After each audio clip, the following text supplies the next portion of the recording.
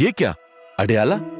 अडयाला नहीं, ये तो डाला है। बल्कि डाला नहीं, ये तो टोयोटा फॉर्च्यूनर GRS है। मगर ये खुद ब खुद क्यों चल रही है? ये दरवाजा खुद ब खुद क्यों खुल रहा है? अच्छा नहीं, ड्राइवर है। मैं तो खामखा डर गया था। अगर सब कुछ खुद ब खुद होगा तो हम क्या करेंगे? मगर शुक्र है कि ऐसा नहीं। अब जो करूंगा मैं करूंगा और मेरे अलावा कोई नहीं करेगा। अरे सफर की बात कर रहा हूँ। सफर सफर, उर्दू वाला सफर, अंग्रेजी वाला नहीं।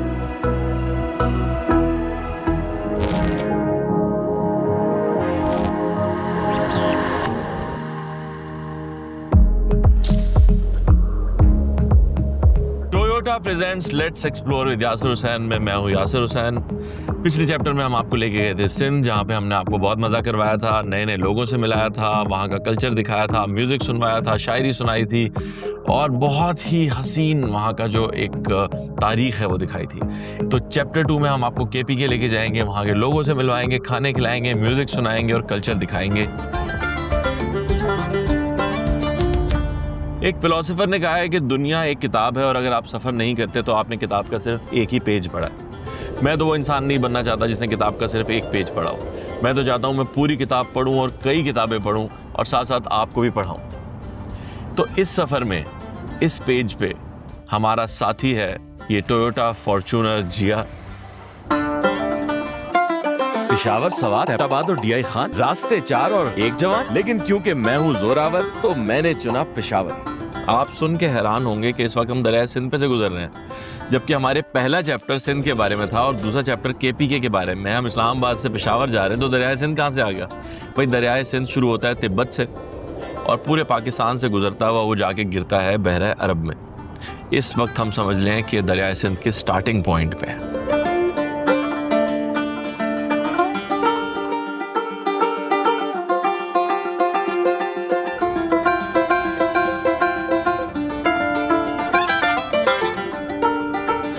अच्छा, लास्ट टाइम हम टोयोटा रेवो GR में थे और इस दफ़ा हम टोयोटा फॉर्च्यूनर GR में हैं और अभी हम क्यामो ताम से निकले। तो हाईवे एक्सेलरेशन एक चीज़ होती है जो मुझे पता चला कि इस गाड़ी में बड़ी ज़बरदस्त है। वो ये है कि जैसे ही आप साइड में कहीं रोकते हैं शूट के लिए या खाने के लिए और आप दोबारा हाईवे पे चढ़ते हैं तो विद इन सेकेंड्स ये जो है ना हाईवे की स्पीड को मैच कर लेती है। ये बड़ी कमाल है और इससे जो है ना आपको ओवरटेक करने का एक कॉन्फिडेंस भी मिलता है और साथ में आप उस पावर को भी इंजॉय करते हैं जो आपकी इस गाड़ी में है कि कोई भी गाड़ी अगर साथ इसके आ जाए तो आपको घबराने की ज़रूरत नहीं है।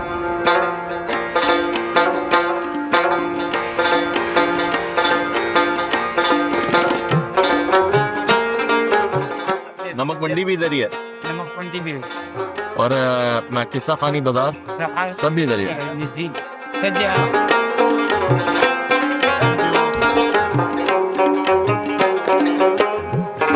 पेशावर की तारीख 2.5 लाख साल पुरानी है। कहा जाता है कि डायनासोर पहली मर्तबा आज़रबाईजान से बरसता काबुल पेशावर पहुंचे, फिर GT रोड पे सफर करते हुए लाहौर और वहां से मोटरवे के जरिए सक्खर। क्योंकि उस जमाने में सिंध में सड़कें नहीं थी तो डायनासोर बैलगाड़ियों के जरिए समंदर पहुंचे और वहां से अंटार्कटिका। ये सब बकवास है। असल तारीख वो है जो मैं अब आपको बताने वाला हूँ। पेशावर जो है वो दुनिया के सबसे कदीम आबाद शहरों में से एक है और इसकी तारीख अगर देखें तो कम से कम ये 2500 साल पुराना है।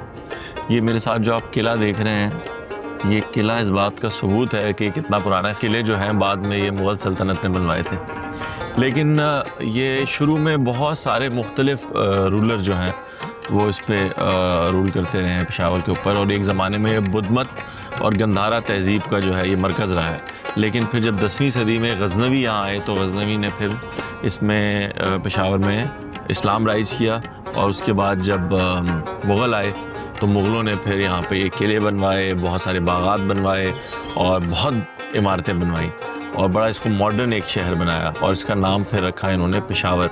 उससे पहले इसका नाम जो है पेशावर नहीं था, प्रश्नपुरा ऐसे कुछ नाम था। मैं शायद गलत बता रहा हूँ, आप अगर आपको लगता है सही, आपको पता है प्रोनाउंसिएशन तो किसी को जवाब बताएं तो सही बताइएगा, चूँकि अब तो ये चल रहा है, इसमें तो कुछ नहीं किया जा सकता। पेशावर का मतलब है सरहद पे कायम शहर।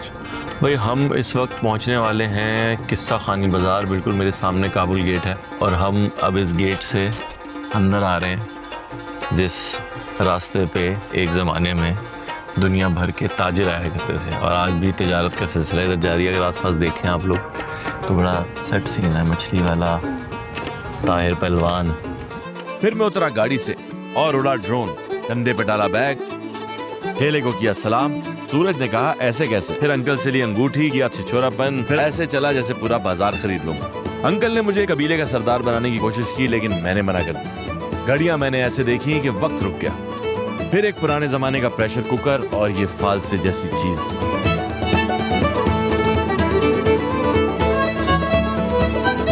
वो सामने ताज सोडा है, ये कह रहे हैं ब्रिटिश के दौर में ताज सोडा बहुत मशहूर चीज थी, तो अभी तक मशहूर है, देखते हैं चल के।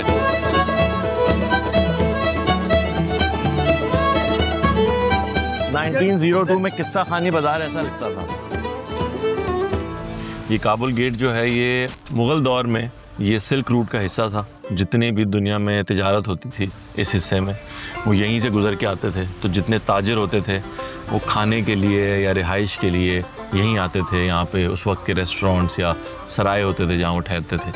तो मुख्तलिफ लोग चूँकि दुनिया भर से आते थे तो वो यहाँ बैठते थे और अपने अपने किस्से कहानियाँ सुनाते थे। तो इसलिए फिर इसका नाम किस्सा खानी बाज़ार पड़ गया।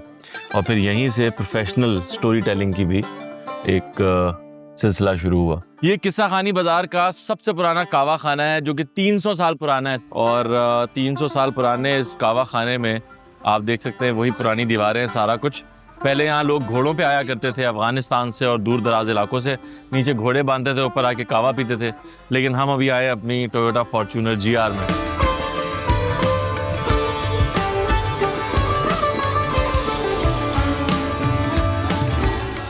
अच्छा, एक और फैक्ट ये है कि 1747 में अहमद शाह दुरानी ने इसको दुरानी सल्तनत का कैपिटल बनाया पेशावर को। और उन्होंने इसको एक विंटर कैपिटल बनाया, यानी कि वो सिर्फ सर्दियों में इसको एज कैपिटल यूज़ करते थे और गर्मियों वो मेरे ख्याल वापस अफ़गानिस्तान चले जाते होंगे। ये अच्छा था वैसे, इतनी दूर है, आते जाते कैसे थे? घोड़ों पे आते जाते होंगे उस वक्त, टोयोटा तो नहीं थी मेरे ख्याल। मैं अब उन शायर के घर जा रहा हूँ और उनका घर जो है पेशावर से थोड़ा सा बाहर है, आउटस्कर्ट्स में है, वो तरनाब जगह है, वहाँ पे है। तो हम तरनाब जा रहे हैं अब, क्योंकि अभी डे लाइट है, अभी ज़रा मुनासिब रहेगा।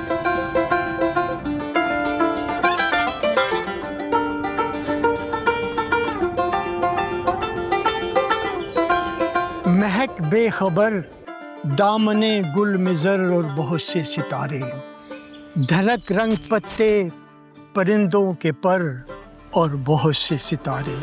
खुदा अब दिखा दे मुझे अपना घर और बहुत से सितारे।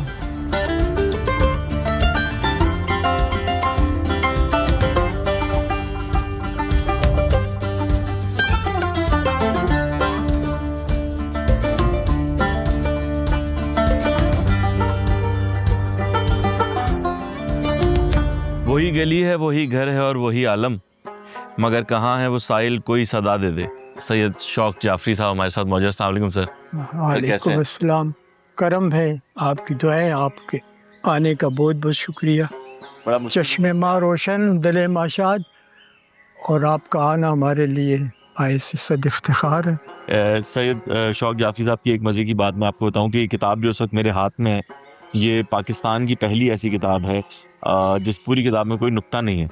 और शायरी के लिए ज़रूरी है कि आप सच कहें। आपके दिल में मोहब्बत होगी तो आप शायरी कर सकेंगे। लेकिन कहते हैं अच्छा शायर होने के लिए इश्क होना बड़ा ज़रूरी है। बेखतर कूद पड़ा आतिश नमरूद में इश्क, अक्ल है महवे परेशान लबे बाम अभी। सर आगे फ्यूचर क्या देख रहे हैं पाकिस्तान में शायरी का? फ्यूचर बहुत ताबनाक है, शायरी बहुत अच्छी आ रही है। अच्छा। अहमद फराज वो शायर है जो गालिब के बाद सबसे ज़्यादा पढ़ा गया है। वाह। किस शहर में हम अहले मोहब्बत निकल आए, सब लोग लिए संगे मलामत निकल आए, यारो मुझे मसलूब करो तुम के मेरे बाद, शायद कि तुम्हारा कदो कामत निकल आए। और गुलाम अहमद कासिर तो नज़र नज़र में अदाए जमाल रखते थे, हमें एक शख्स का कितना ख्याल रखते। बहुत अच्छा, बहुत शुक्रिया, आपने बहुत टाइम दिया हमें। Thank you so much. Thank you, so nice of you. मेहरबानी, शुक्रिया।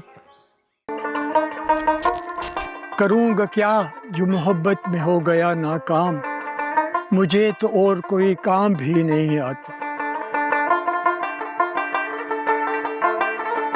शायर से हुई मुलाकात, कुछ इश्क मोहब्बत की हुई बात और उसके बाद हमने रुख किया नमक मंडी का, जहां मौजूद थे मेरे देरीना दोस्त शेख साहब। शेख साहब के साथ पेशावर के मशहूर और लजीज खानों का लुत्फ उठाया। खास बात यह है कि पेशावर में मटन और दुम्बा बहुत ही रगबत से खाया जाता है। अब अगले एपिसोड में मैं आपको ले चलूंगा जहां होगी अगस्त के महीने में ठंड, तो तैयार हो जाइए जाने के लिए पेशावर से मालाकंड।